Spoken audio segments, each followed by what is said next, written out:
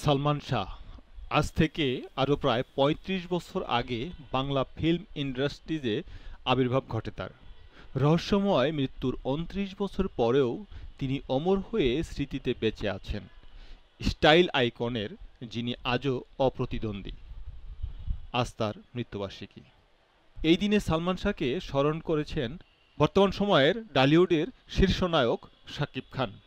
শাকিব খান বলেন, আমি যখন ছাত্র স্কুলে পড়ি তখন প্রথম সিনেমা দেখেছিলাম সালমান ভাইয়ের, এবং সবার মতো আমিও তাকে অনেক পছন্দ করতাম, তার সিনেমা পছন্দ করতাম।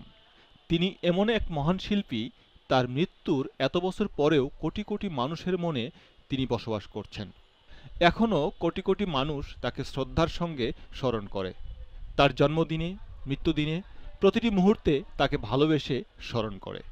সাকিবের ভাষ্য, দেশ ও দেশের বাইরে মানুষ নিজের মনে যে সালমান ভাইয়ের একটি পোর্ট্রেট এঁকে তারা প্রতিটি সুন্দর সময়ে যে সালমান ভাইকে স্মরণ করে, এর চেয়ে বড় প্রাপ্তি আর কিছু নেই।